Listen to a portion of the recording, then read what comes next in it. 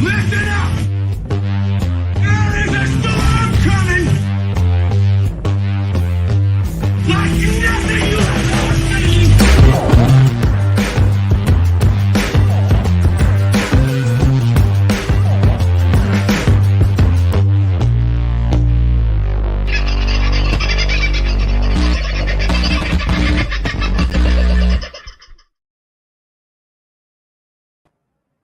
Well, g'day, folks. How you going? I've got that magnificent picture up from Danny Vince again. I've got Danny's details. She sent me those details overnight, and fabulous details they are too. I just don't have them right here in front of me, but I will put them in one of the lives that come up over the next few days. Hello, folks. Welcome to Cairns. Yeah, we've had a pretty great drive. We left at bit after 3 o'clock yesterday morning and got to Bowen at about 5 o'clock last night. Had a bit of a look around Bowen this morning and leisurely drive up the coast to Cairns today. But God, folks, if you have not driven into far north Queensland, if you haven't been to the tropics, I'm ashamed to say this is the first time I've really been into the tropics, I guess, where I've been able to have a look. It is some of the most beautiful country I've ever seen anywhere. And Hinchinbrook, my God. Well, we're going back to Hinchinbrook. We only caught a glance of the channel, if you like, as we came over the range there and saw the lookout sign too late. So we're going to go back and have a look at that lookout sign. But my God, absolutely magnificent drive. And I've got to say, bereft of dickheads for the most part. Not too many on the road. So we were, pretty happily surprised at the quality of driving that we saw on the roads. Of course, it is school holidays in Queensland, and I thought we might see a few more cars on the road. Not too bad at all. If you are going to hit the road, 3 o'clock in the morning is ideally a good time to do it. To give you a bit of an idea, we travelled a bit over 1,000 kilometres yesterday, a bit over 1,100 kilometres yesterday. Oh, actually, probably closer to 1,400 kilometres yesterday. And really, really good drive. Got off the road, plenty of time for it to be nice. No kangaroos, no nothing. But some absolutely brilliant scenery. Interesting to note the contrast in the road. I have to say I was a bit worried about what the road from Townsville North would be like, but not too many roadworks on it. Really good bit of road. And of course, the worst bit of road, if you are travelling up the Bruce Highway in Queensland, in my opinion, is the bit of road from Rockhampton to Mackay. And it's the only bit of road, once you get out of Brisbane, that is 110 kilometres an hour, at least for a section. That section is about 4 hours drive, right? There's a section in the middle about 2 hours long where you can drive at about 110. Well, it says you can drive at 110, so you can drive at about 110. Because you don't want to drive at about 120 over it, because the thing is like this. We watched a couple of very interested international truck drivers, and I don't mean the brand of truck, driving towards us, getting bounced around in their seats like, yeah. They were hanging on for dear life, let's put it that way. But anyway, the dickheads kept us, thank you very much, the Galactic Larrikins. Yes, the dickheads didn't get in the way. It was a great run. Unfortunately, might have run into a few dickheads once I've got to Cairns, which is a whole other story. We'll get into that. Well, we'll see what happens. Michelle Lee. Michelle Lee is very close to town, can I tell you? Now, that's Norman Reef. This is her blog post. You can get this if you want to see her live, and she's actually rowing right now. She is fighting tides. So she's at Norman Reef, which is the outer part of the reef. And in fact, for people who know the reef at all, she is near the Trinity entrance. She stayed at Norman Reef, I think it was yesterday, pretty much most of the day, tied up to a public mooring buoy there, only because she was running against the tide, and you cannot row against the tides in the reef. So she had to tie up there. She's spent most of the day tied up there. The team are looking at the window to get her into Cairns or Port Douglas, whichever one will work out better for her. her boat, of course, is made for deep sea, ocean-going stuff. It is an ocean-going vessel. It's not meant to be used in shallow water. And yeah, okay, there might be some meterage there inside the reef, but it is not easy to handle in shallow water. And of course, she has real tide issues to deal against. She can't row against the tide. The outgoing tide is too strong. So now she's rowing when she can with an incoming tide, and I guess she's got a bit of that right now. How far she will make it in through the reef tonight, I don't know. I think the plan was for her, from what I've heard at least, is to row until about 8 o'clock tonight, where she will either bob around again or she'll find a mooring and tie up to, because that outflow, once again, the outgoing tide could drag her a long way back out. So she doesn't want any of that. She's very keen to get home. A little bit of news, I'm not sure if it was yesterday or today, but her family and a few other friends who are up here at the moment looking after her arrival are went out on a boat with the Coast Guard yesterday and said hi. Her mum, her brother, some friends and family. I think her mum and brother went out today. Friends and family went out yesterday. So she was about 32 nautical miles off Cairns yesterday. But tides are the thing. She's fighting pretty hard to get in past that. Other than that, we're not exactly sure at the moment whether it will be Cairns or Port Douglas that she comes into. I am finding it difficult with her to make contact with her ground team here for a variety of reasons. So I'll keep going with that. I know where they're staying. I'll just lob up and say good day. But I will do everything I can to be close to Michelle when she arrives. But she does have a big film crew with her, and well, not with her, but she has a deal with Channel 9. I don't want to get in the way of anything like that. Obviously, that's a commissioned interview. They've paid, I suspect, a reasonable amount of money for. So they're not going to allow me there too close with cameras and all that sort of thing. So you might find that we have to stand off in the background a little bit. I do hope that at some stage when she hits the ground and has completed a few of the pressing matters that she'll have some time for us. So we'll see what happens. If not, you might just get a little bit of a tour of what's going on in far north Queensland. Never been here before. Getting some marvellous offers of people who want to catch up. So, folks, we're in Cairns. We're staying at the caravan park in Cairns. I couldn't tell you where in Cairns we could meet up. So you tell me. Carl at VoFHQ.com. Email me, put Cairns in the subject line or Cairns meetup. If there is a coffee shop, if there is a good, bacon and egg roll place, if there is somewhere nice to catch a meal, whatever, let us know, and let's see if we can't catch up, even if it's just in a park, and let's have a sausage sizzle or something. Happy to catch up and meet so many people in far north Queensland who want to catch up. Thanks to Pete today, who wanted to catch up in Ingham on the way through. Sorry, Pete. We were racing to get up here just in case Michelle was going to get in today. So we'll catch up on the way back through, and looking forward to it. In fact, Pete's made a very generous offer of putting me in a boat and taking me up the Hinchinbrook Channel. Oh, and I've got to tell you, after what I saw today, that would be pretty much a life highlight, I would have thought. What an absolutely stunning part of the world. I don't know what it is, folks. Oh, nice and tight. Lock the cars up, righto. Well, we'll certainly do that. Certainly do that, given what I've got in the back of the car. Thanks, Kev. I appreciate that.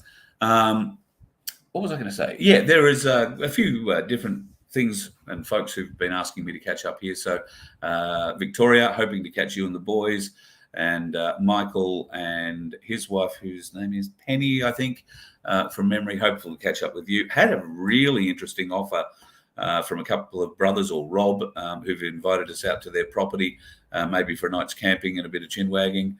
Never know, we might head out there and have a bit of a look around too. So looking forward to that. The ladies in Tolga, we are going to go to Tolga one day and have lunch. And I hadn't planned on going to Port Douglas, but if Michelle Lee is going to land in Port Douglas, then we're going to Port Douglas. And look, whether we get close to Michelle Lee or not, I'll give you a look around Port Douglas. It's not really meant to be a travel show, this. And, I'll show you what you can do on the cheap, because that's what we're doing it on. Trust me. So if you would like to be part of that, then keep watching over the next few days. I've got to figure out how to make this GoPro camera that I was given work, because apparently it works on Wi-Fi. Who knew? So if I can get that one working, we might be able to do a couple of lives. Of course, you won't see any of this if you are and have friends. Please tell them nothing on None 2K for another 3 days yet. So that'll put us about Thursday or Friday before I'm allowed to go back live on None 2K. Otherwise, Rumble or Project Matilda is the place to find me. Or if you happen to want to join, you can come and do that at Facebook. Yes, thank you for this, Paul. We drove past the sign for the Arms and Armour Museum on the way in, and that is something I would particularly be interested in going to have a look at. I didn't. I did know, but I probably fully didn't appreciate the war history in far north Queensland.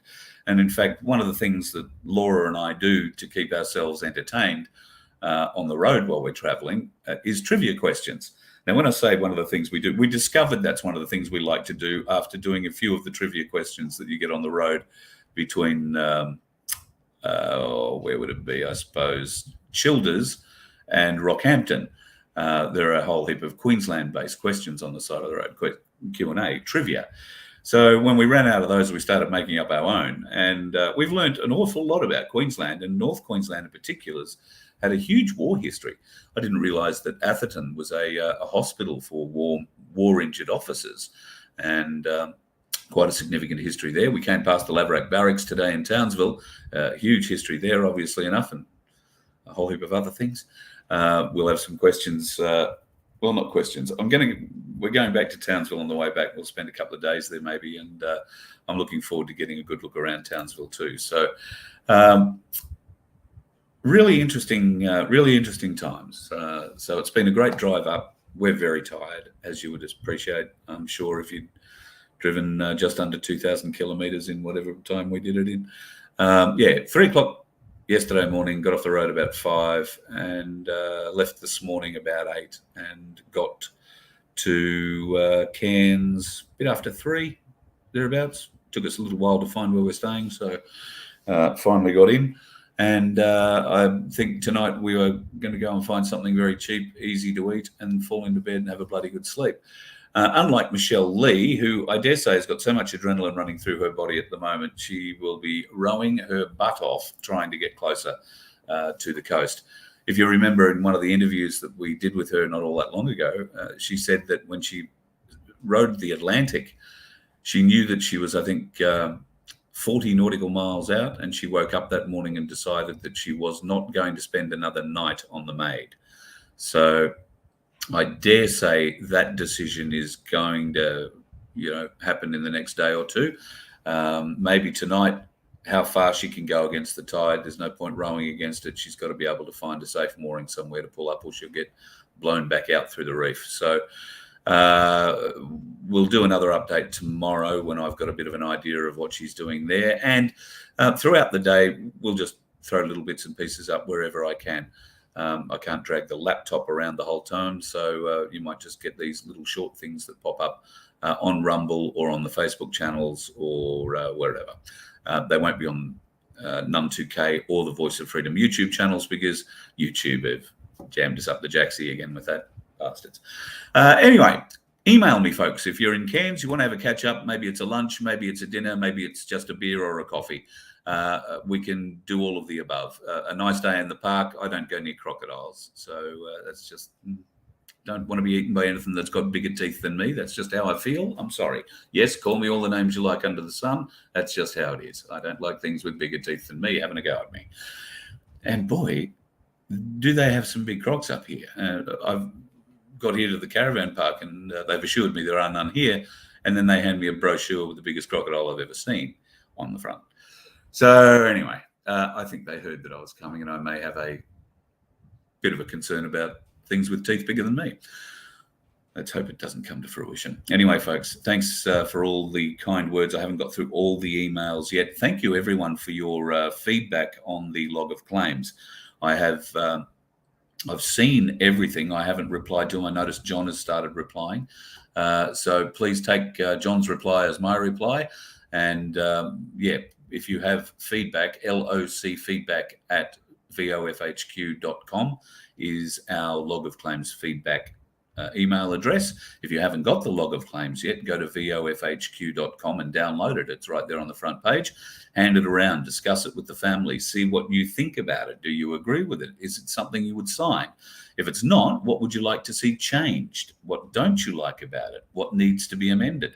All those sorts of things. Put that in the feedback email, locfeedback@vofhq.com, and I will make sure that John takes due note of all of that, and we will progress the log of claims one bit further. But by and large, at the moment, the log of claims is getting a huge amount of acceptance. Dick Yardley has reached out to John and is very keen, I think, to have a bit of a chat. John and I have spoken about it. I want to make sure that we don't confuse the issue. Dick is very much into the Constitution and associated other things. I think most people who watch this channel understand where I stand on Dick's version of the Constitution.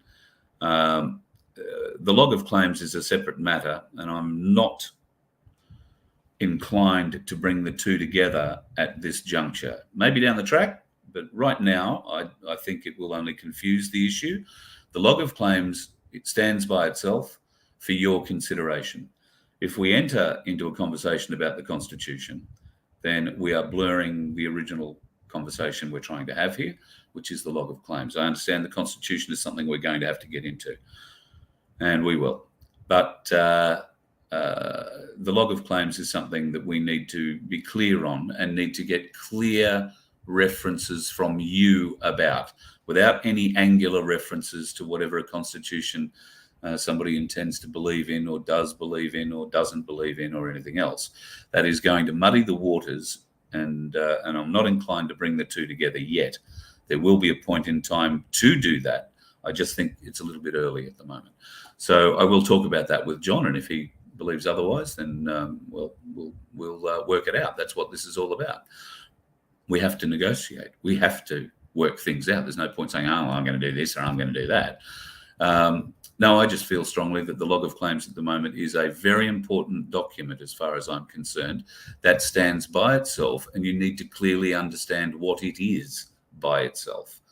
The Constitution is a whole other document, and as we all know, constitutions are written by the people.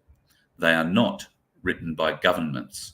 And unfortunately, the 1901 piece of shit that most people rely on and call an Australian Constitution was written by government, not the people.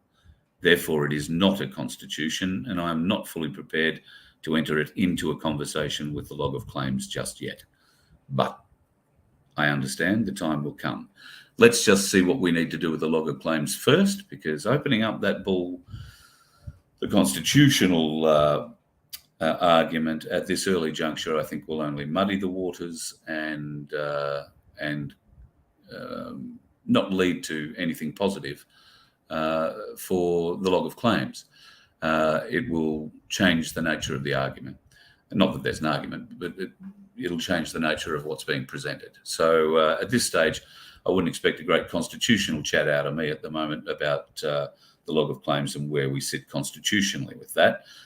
But agree, we are going to have it, but only when there's been enough feedback from you, mob. So share it around. Let people know it exists, because, I don't know, believe it or not, not everybody watches The Voice of Freedom. I mean, who knew? Seriously, go.